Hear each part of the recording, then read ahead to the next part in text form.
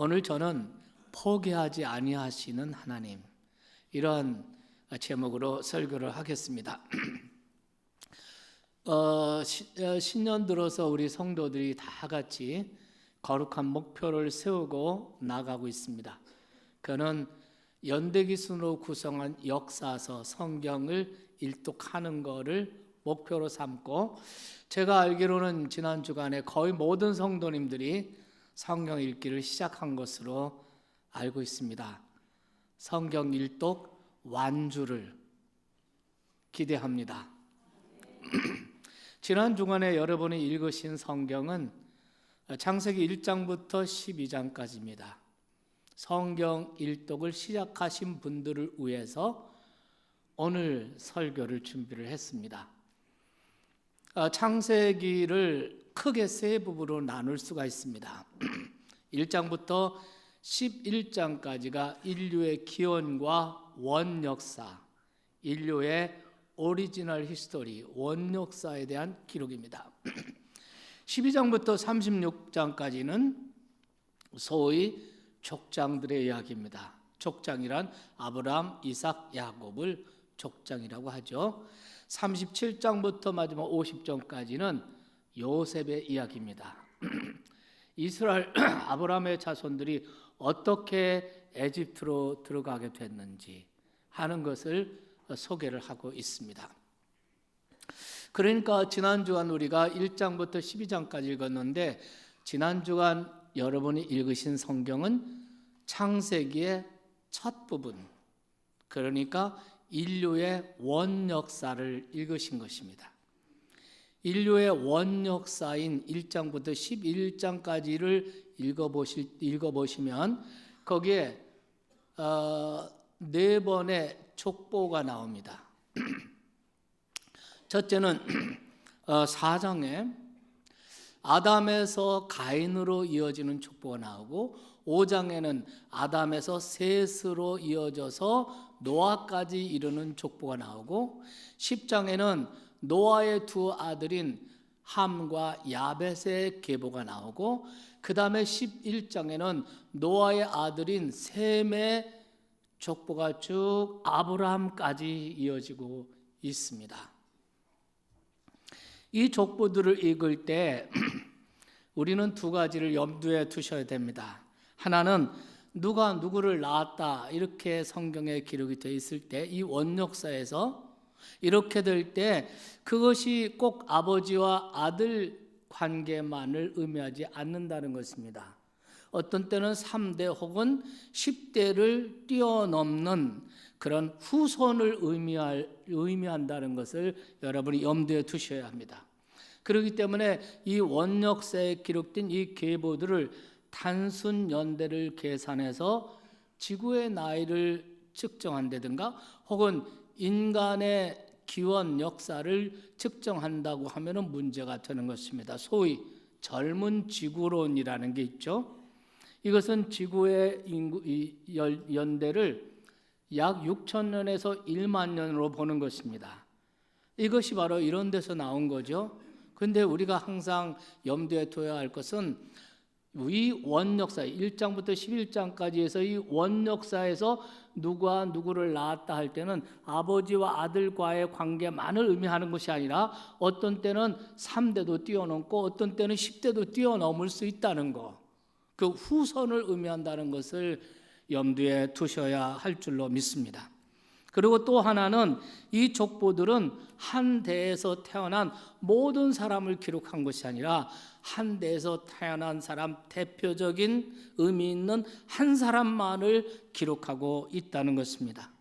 그래서 여러분이 이 원역사를 읽으면서 대충 읽으면, 언뜻 읽으면 아담은 아들 셋을 낳았구나 이렇게 생각할 수가 있죠. 가인, 아벨, 셋. 그러나 사실은 그렇지 않습니다. 아담과 하와는 성인으로 지음을 받았고, 그리고 130년을 살면서 아들을 낳았습니다. 그리고 130세에 셋을 낳은 후에도 800년을 살면서 아들, 딸을 낳았습니다. 그렇기 때문에 그리고 또한 그 원역사에 나오는 그때의 인류의 수명은 800년에서 900년, 최고 많이 산 사람이 모두셀라라는 사람인데 960세까지 살았다 이렇게 기록이 되어 있고 아담은 930세까지 살았습니다.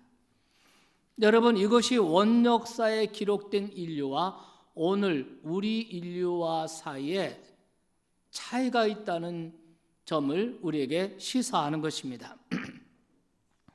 그들이 어떻게 우리와 다른지 모릅니다. 그 원역사에 기록된 그 사람들과 우리와 어떻게 다른지 우리는 알 수 없습니다. 다만 1장부터 11장까지 읽으면서 우리는 무수한 질문들이 생겨난다는 것이죠. 네. 그리고 그 대부분은 질문에 답을 대기가 어렵습니다. 가령 6장에 나오는 하나님의 아들들이 사람의 딸들과 결혼했다 이러는데, 그럼 하나님의 아들들은 도대체 누구고 사람의 딸들은 도대체 누군지 성경 자체에는 답을 찾을 수가 없습니다. 그리고 그들 사이에서 태어난 네피림, 이 거인족이라는 이 네피림, 그들이 어떤 사람들인지 우리는 알지 못합니다. 물론 성경학자들이 주장하는 이론들이 있습니다. 그런 이론으로 설명을 하지만 그는 어디까지나 학자들의 학설일 뿐이지 그는 절대 진리는 아닐 것입니다. 성경에 기록된 것만 절대 진리입니다. 우리는 그것만 알고 믿으면 됩니다. 그러면 충분히 우리가 구원받기에 충분한 하나님에 대한 지식을 알 수 있고 구원받기에 충분한 진리를 알게 되는 것입니다. 여러분, 성경은 모든 것을 기록한 책이 아닙니다. 죄인인 우리 인간이 어떻게 구원을 받을 수 있으며 우리를 구원하시는 분 하나님이 어떤 분이시며 구원받은 우리는 또 어떻게 살아서 하나님을 기쁘시게 할 건가, 이런 말씀을 기록한 것입니다. 성경은 역사적이지만 성경은 역사책은 아닙니다. 성경에는 과학이 있고 과학적이지만 성경은 과학책이 아닙니다. 그래서 우리가 성경을 읽을 때 성경 자체가 말하지 않는 것들이 많이 있어요. 그건 우리가 모르는 것입니다. 성경 읽을 때 주의할 점은 모르는 것은 모른다고 인정하는 태도 대단히 중요합니다. 여러분이 여러 가지 참고서를 읽거나 주석을 읽거나 학자들의 이야기를 들으면 여러분이 성경을 이해하는 데 도움되는 건 사실입니다. 그러나 모르는 거는 모르는 대로 지나가는 겁니다. 왜? 그거는 그렇게 중요하지 않기 때문에 기록을 안 하신 겁니다. 성경에 기록된 것만 알고 그것만 믿으면 됩니다. 아멘. 정 궁금하신 분이 있죠. 아주 호기심이 발동을 해서 정말 궁금한, 성경에 기록이 안 돼 있는데 자꾸 이렇게 생각이 되고 막 의심이 나고 궁금한 거 있죠. 방법이 있습니다. 쪽지를 적으십시오. 그리고 나중에 천국 가실 때 그 쪽지를 꼭 가지고 가셔서 하나님께 여쭤보시기 바랍니다. 근데 제가 생각하기로는, 제가 믿기로는 천국까지 갈 것 없습니다. 여러분이 믿음이 자라면서 성경을 푸는 눈이 열리고 믿음이 성숙해지면 모르던 것을 알게 되고 이해 안 되고 궁금하던 것이 다 이해가 돼요. 그리고 쪽지 아무리 많이 갖고 하나님 앞에 가더라도 여러분 그 쪽지 가지고 질문할 이유가 없는 게 하나님 앞에 서는 순간, 우리의 구원이 완성되는 순간 우리의 지식이 완전해집니다. 그렇기 때문에 하나님 앞에 서는 순간 우리가 궁금해하던 거, 우리가 모르던 거 다 알게 됩니다.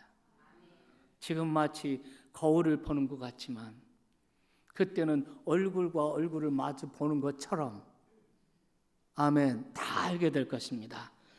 어쨌든 1장부터 11장까지가 인류의 원역사입니다. 이 원역사의 기간이 이게 1000년인지 1만 년인지 1억 년인지 우리는 알지 못합니다. 그런데 이 원역사를 한 자리에서 읽는다는 것은, 이것은 마치 헬리콥터를 타고 그 아마존 정글을 살펴보는 것과 마찬가지라고 할 수 있습니다. 헬리콥터를 타고 아마존 정글을 살펴보면 그 강의 흐름이, 물의 흐름이 한눈에 들어오게 되죠.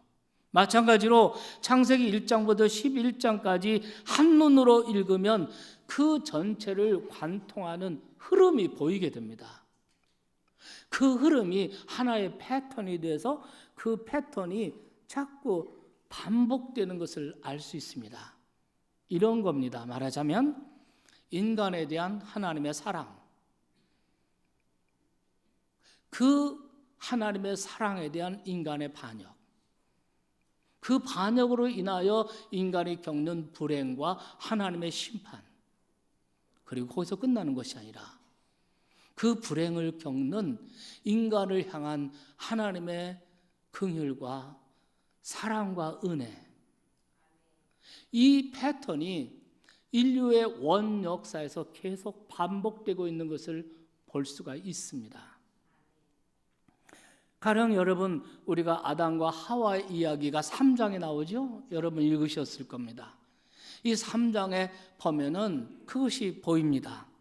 하나님은 모든 피조물 중에 인간을 특별한 존재로 창조하셨습니다. 당신의 형상대로. 당신의 형상대로. 그 형상은 영어 성경에 보면 이미지로 되어 있습니다. 그러니까 하나님의 어떤 외적 형상을 말하는 것이 아니죠. 하나님이 거룩하신 것처럼 인간을 도덕적인 존재로 창조하셨다는 거죠. 하나님이 이성을 가지신 것처럼 인간을 이성적 존재로 지으셨고, 하나님이 영이신 것처럼 인간을 영적 존재로 창조하셨다는 거죠. 이렇게 하나님께서 인간을 영적 존재로 창조하셨어요. 하나님께서 그 코에 하나님의 숨을 불어넣으셨다. 이 하나님의 숨은 바로 성령을 가리키는 것입니다. 하나님의 영을 말하는 것입니다. 이렇게 인간을 창조하셔서 인간을 만물의 영장으로 창조하셨어요. 믿습니까? 하나님의 걸작품, 포에마, 하나님의 걸작품으로 인간을 창조하시고, 그 인간에게 하나님이 하실 수 있는 모든 축복을 다 복을 주시고, 그리고 하나님이 창조한 모든 세계를 누리게 하셨습니다. 그래서 여러분, 창세기 2장 16절에 보면은 여호와 하나님께서 그 사람에게 명하여 이르시되 동산 각종 나무의 열매는 내가 임의로 다 먹어라, 이렇게 말씀하십니다. 다만 선악을 알게 하는 나무의 실과는 먹지 말라. 그는 피조물과 조물주 하나님과의 간격이 있다는 것을 의미합니다. 피조물은 피조물의 위치가 있고 조물주는 조물주이십니다. 창조주 하나님 하나이십니다. 선악과를 따먹는 것은 인간이 피조물의 자릿을 뛰쳐나가서 벗어나서 하나님 되려고 하는 것이죠. 아담과 하와는 한동안 하나님이 정해주신 그 사랑의 테두리 안에서 만족하게 지냈을 것입니다. 그러나 인간은 기계로 만든 것이 아니라 자유의지의 인간으로 만드셨거든요. 그 하나님의 무한한 사랑과 은혜에 대해서 어느 날부터 왠지 질리기 시작하고 지루해지기 시작했습니다. 사탄이 인간을 어떻게 하면 유혹하고 넘어지게 할까 기회를 엿보다가 인간의 마음속에서 일어나는, 첫인간의 마음속에서 일어나는 이러한 모습을 감지하고 어느 날 여자에게 물었습니다. 하나님께서 동산에 있는 모든 나무의 실과를 먹지 말라 하시더냐? 이렇게 물어요. 여러분, 이 질문은 참 아주 교묘한 질문입니다. 하나님은 동산의 모든 나무의 실과를 내가 임의로 먹어라, 단 하나, 선악을 알게 한 나무만 먹지 말라 했는데 사탄은 이 모든 나무의 실과를 하나님이 먹지 말라 하더냐? 은근히 하나님에 대한 불만을 일으키고 그의 마음을 흔들어 놓습니다. 그리고 결국은 이 선악과를 먹으면 내가 눈이 밝아져서 내가 하나님처럼 될 거야. 인간의 마음에 바람을 불어넣었어요. 피조물은 피조물의 위치에 있을 때가 가장 아름답고 가장 행복한 것입니다. 그걸 사탄이 압니다. 그래서 그 자리를 벗어나게 하려고 하는 거죠. 내가 하나님처럼 될 거야. 그 말을 듣고 보니까 보암직도 하고 먹음직도 하고 저걸 먹으면 내가 하나님처럼 된단 말이지. 그러면서 선악과를 따먹었습니다. 죄는 언제나 불행을 끌고 들어오게 됩니다. 행복을 위해서 선택했는데 사실은 그것이 불행하게 만들었습니다. 우선 둘 사이에 사랑의 금이 갔습니다. 진실한 사랑 안에서 그들은 상대방을 자기 자신처럼 느껴왔습니다. 그렇기에 서로에게 부끄러움이 없었습니다. 하지만 선악과를 따먹는 그 순간 그들은 서로에게 다른 사람으로 보게 되었습니다. 하나님께서 아담에게 내가 왜 선악과를 먹었냐 할 때 아담이 말합니다. 하나님께서 짝지어 주신 저 여자가 먹으라고 해서 저 여자 때문에 먹었습니다. 자기 아내에게 책임을 전가하는 모습을 볼 수 있습니다. 그뿐 아닙니다. 갑자기 한 번도 경험해 보지 못한 부조화의 감정이 이들의 마음에 습격해 들어왔습니다. 두려움. 전에는 두려움이라는 감정 자체가 없었습니다. 두려움, 수치심, 죄책감. 그들은 에덴 동산에서 쫓겨났습니다. 인간은 하나님의 사랑을 배반했고 하나님은 그에 상응하는 징벌을 내리셨습니다. 하지만 그것이 끝이 아니잖아요. 여러분 성경 읽으셨죠? 하나님은 여전히 그들을 포기하지 아니하시고 그들에게 회복의 길을 열어주십니다. 그것이 창세기 3장 21절이에요. 하나님 여호와께서 아담과 그의 아내를 위하여 가죽 옷을 지어 입히시니라. 자기들의 부끄러움 때문에 그 부끄러움과 수치를 가리기 위해서 나무 잎사귀를 가져다가 치마를 두릅니다. 그러나 햇빛에 말라버립니다. 이런 모습을 보고 하나님께서 하나의 짐승을 희생하고 그 피의 대가로 가죽 옷을 만들어서 입혀주셨다. 여기 가죽 옷은 하나님의 사랑을 배반하고 죄를 범한 인간을 하나님이 포기하지 아니하시고 회복의 길을 준비하셨다는 상징인 것입니다. 자, 여기서 우리는 첫 번째 패턴을 보죠. 인간에 대한 하나님의 사랑, 그리고 그 사랑에 대한 인간의 배반.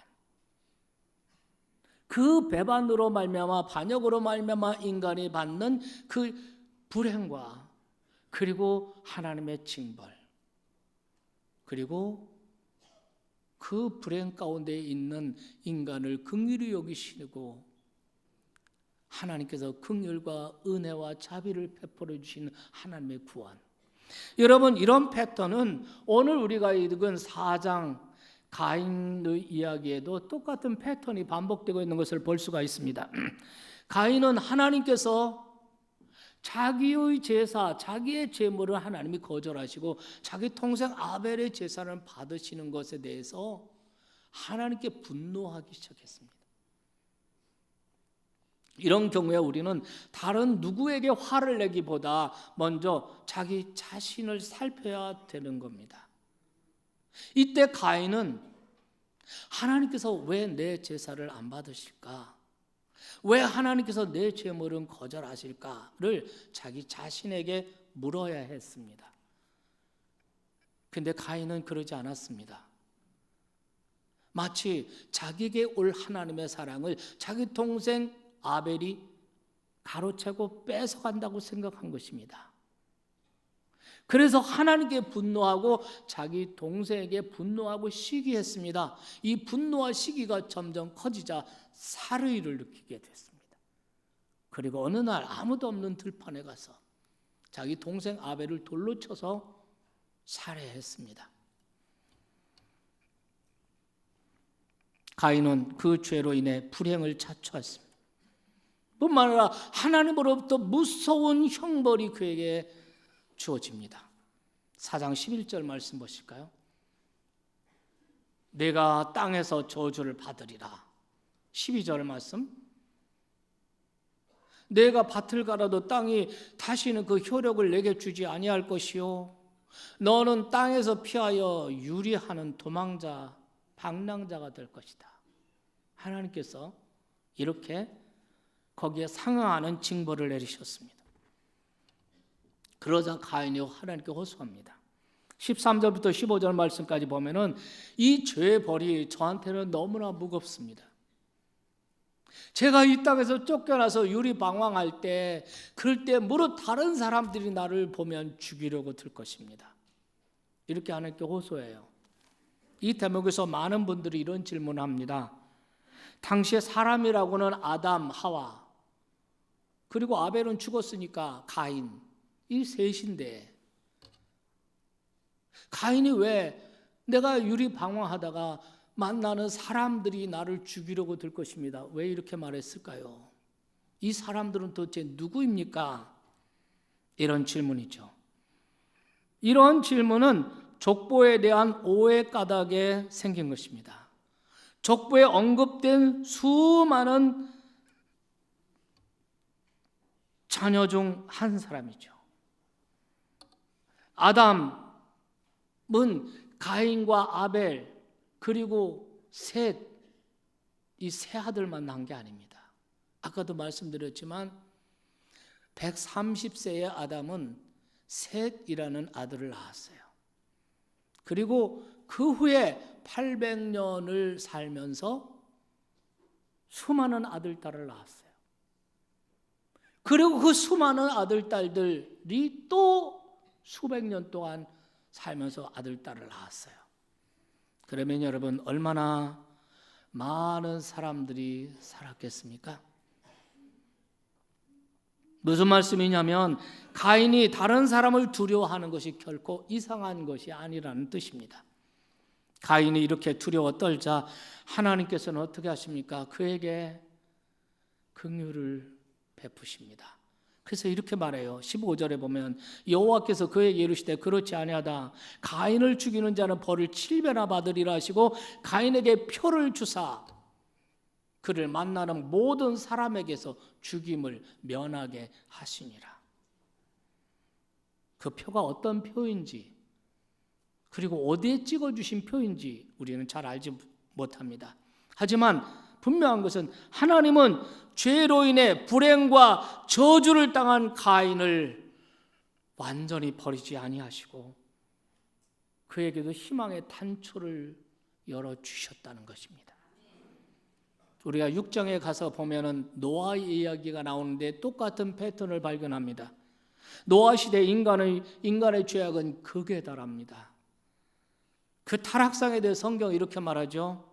창세기 6장 11절에 그 때에 온 땅에 하나님 앞에 부패와 포악함이 가득함이라. 여기에 부패하였으니 부패함이었더라. 히브리어 어법에는 3번이 반복되면 그는 최상급입니다. 거룩하다 그러면 그는 거룩함의 최상급입니다. 오늘 성경에 노아 시대의 인류의 타락상을 3번이나 부패했다, 썩었다, 속속들이 썩었다 이렇게 말합니다. 이거는 하나님 기준에 인간이 완전히 부패하고 타락하고 썩었다는 것을 의미합니다. 그래서 하나님께서 인류 지었음을 후회하시고 하나님께서 물로 심판하시기로 작정하십니다. 하지만 이 심판에 있어서도 그분은 구원을 위한 배려를 잊지 않으십니다. 하나님과 동행하는 한 사람, 죄악이 관영한 그 세상에서도 하나님을 경외하고 하나님 앞에 의롭게 살았던 한 사람, 노아를 부르셔서 방주를 예비하게 하십니다. 인간의 죄악으로 인해 진노하셨지만 끝내 인간에 대한 미련을 포기하지 못하십니다. 이게 하나님이십니다. 여러분이 지난주에 11장을 읽으셨죠? 어제 토요일 날 바벨탑 이야기입니다. 사람들은 노아 홍수 후에 시날이라고 하는 넓은 평지에 사람들이 다 모여서 거기서 탑을 쌓기 시작합니다. 소위 바벨탑이죠. 하늘까지 닿는 탑을 쌓습니다. 그 탑을 쌓는 그 자체, 그 건축물 자체가 문제가 아닙니다. 그 탑을 하늘까지 쌓고 있는 인간들의 마음이 문제죠. 아담과 하와가 선악과를 따먹을 때 그때나 노아 홍수에 인간이 시날 평지에 하늘까지 닿는 그 높은 탑을 쌓은 그 인류나 동기는 똑같습니다. 피조물의 자리에서 벗어나려는 것입니다. 하나님의 자리를 침범하는 것입니다. 자신이 자신의 하나님이 되려는 마음인 것입니다. 하나님께서는 여기에 대해서 하나님 어떻게 심판하십니까? 그들의 언어를 다 흩어놓으십니다. 언어가 다 흩어집니다. 그러자 그들이 언어가 맞는 사람끼리 뭉쳐서 뿔뿔이 다 흩어지고 바벨탑은 거기서 중단되고 스탑되고 맙니다. 하나로 결집했던 인류는 사방으로 흩어져요. 언어를 따서 각자 흩어지게 되었습니다. 인류 반역에 대한 하나님은 다시금 심판으로 대응한 것이죠. 하지만 하나님은 이번에도 인류를 영영히 버리시지 않습니다. 11장 보시면 바벨탑 이야기가 있고 그 바벨탑 이야기에 이어 따라 나오는 족보가 있습니다. 그게 바로 셈의 족보입니다. 그 셈의 족보는 데라에까지 이르고 그 데라의 세 아들 중에 하나인 아브람까지 이르럽니다. 아브람의 이야기는 12장에서 본격적으로 시작이 되지만 아브람은 바벨탑 사건으로 인해 인간에게 드려진 그 어두움과 짙은 절망의 그림자를 걷어내주는 한 줄기의 소망의 빛으로 셈의 족보 마지막에 아브라함이라는 사람이 등장을 해요. 하나님께서는 그 아브라함을 선택하십니다. 그래서 당신의 인류 구원 계획을 이어가시는 줄 믿으시기 바랍니다. 만민을 구원하기 위해, 모든 인류를 구원하기 위해 하나님께서는 한 사람 아브라함을 선택을 하십니다. 그리고 그 아브라함의 자식, 자녀 이삭, 야곱 이어가면서 하나님께서는 그들을 통해서 한 민족을 이루시죠. 그게 이스라엘 민족이죠. 하나님께서는 이스라엘 민족을 통해서 하나님을 계시하시고 하나님이 어떻게 인간을 구원하시는지가 그 이스라엘 역사 속에 있습니다. 여러분, 우리가 참 어떤 분이 그런 질문을 성경 공부하는데 해요. 목사님, 저희가 한국 사람인데 한국 역사 공부하는 거 이해가 되지만 왜 이스라엘 역사를 우리가 공부해야 될 이유가 뭡니까? 왜 이 성경에 이스라엘 역사 나오는데 왜 우리가 그 아브라함의 자손들 왜 이스라엘 역사를 해야 됩니까? 여러분, 하나님께서는 아브라함을 택하여 이스라엘 민족을 선미로 택하시고 그 선문 아브라함을 통해서 그 이스라엘 통해서 온 인류를 구원하시려는 하나님의 구원 계획이 그 속에 다 계시되어 있는 줄 믿으시기 바랍니다. 그래서 우리는 여러분이 금년에 읽을 이 역사서, 창세기로부터 시작한 이스라엘 역사서를 쭉 읽으면서 하나님이 어떤 분이신지, 하나님이 구원을 위해서, 인류 구원을 위해서 어떤 일을 행하시고 나의 구원을 위해서 어떻게 행하셨는지 여러분이 아시게 될 것입니다. 찬송가 중에 복의 근원 강림하사, 이 찬송가의 3절을 저는 참 좋아합니다. 왜냐하면 우리의 마음을 너무나도 잘 표현했습니다. 주의 귀한 은혜 받고 일생 빚진 자들에 주의 은혜 사슬대사 나를 주께 매소서. 우리 마음은 연약하여 범죄하기 쉬우니 하나님이 받으시고 천국인을 치소서. 여러분 어떨지 모르겠지만 저는 이 찬송을 부를 때마다 아멘 그렇습니다. 제 마음이 그렇습니다. 늘 주님을 떠날 귀에만을 찾는 제 마음입니다. 귀에만 있으면 하나님과 멀어지려고 합니다. 제 마음을 은혜의 사슬로 묶어서 주께 메어 주십시오. 그렇게 기도하게 됩니다. 그것이 인간의 자유의지를 오용한 인간의 바람난 마음이다. 바람난 마음. 저는 이렇게 표현하고 싶습니다. 지난 주간에 읽은 성경만이 아니라 구약과 신약 성경 모두가 증언하는 것이 바로 인간의 우리의 바람난 마음인 것입니다.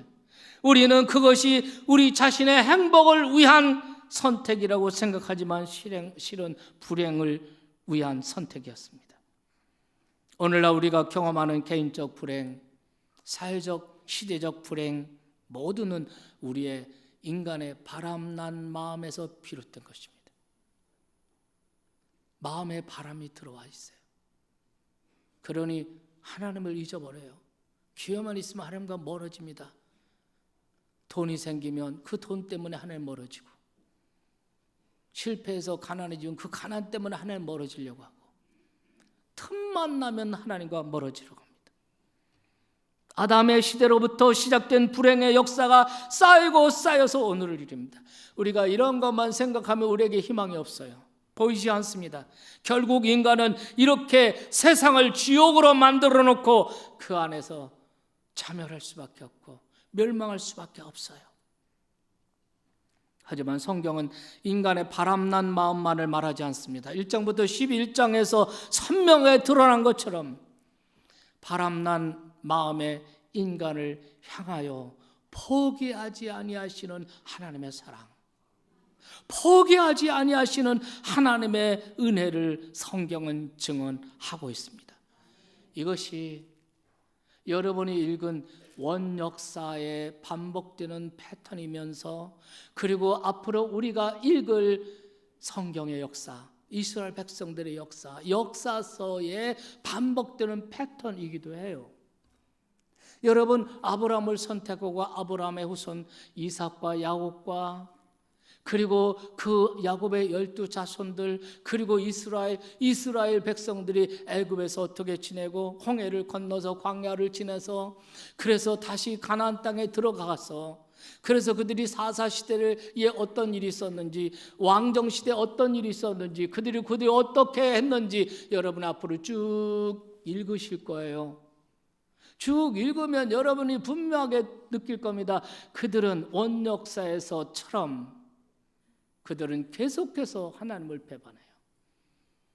하나님의 사랑에 대해서 하나님 배반해요. 하나님의 징벌이 임해요. 그러나 그것으로 끝나는 것이 아니라 그들이 회개할 때 하나님이 또 긍휼을 베푸시고 그들을 용서하시고, 믿습니까? 그런 반복을 계속하면서 그들은 또 계속해서 범죄하고 죄를 짓고 우상 숭배하고, 그래서 이스라엘 역사가 망합니다. 그러나 그 망하는 그 과정 속에서 하나님은 그래도 포기하지 않고 하나님의 선지자들을 보내서, 장차 메시아를 보내서 시내산 언약, 율법의 언약으로 하지 못한 구원의 역사를 하나님께서 메시아를 보내서 그 메시아를 통해서 인류 구원을 이루시겠다는 것입니다. 믿으시면 아멘. 그것을 하나님께서 약속을 해주세요. 보라, 처녀가 잉터에 아들을 낳으리니 그 이름을 임마누엘이라 하리라. 이사야 선지자에게 하신 말씀이에요. 여러분, 이러한 말씀은 다 예수 그리스도를 통해서 이루신 것을 믿으시기 바랍니다. 그러니까 여러분, 하나님은 어떤 분이십니까? 우리가 읽은 원역사에서뿐만 아니라 앞으로 읽을 역사 가운데 계시된 하나님, 하나님은 포기하지 않으시는 하나님, 여러분을 절대 포기하지 않으시는 하나님, 사랑에는 약한 하나님, 사랑 때문에 쩔쩔매시는 하나님, 자식이 아무리 못되게 굴고 아무리 속을 썩여도 그 자식을 놓을 수 없는, 포기할 수 없는 부모처럼 하나님은 저와 여러분을 포기하지 않았습니다. 그래서 오늘 여러분이 이 자리까지 앉아 있는 거지. 하나님이 포기했다면 벌써 없어졌습니다.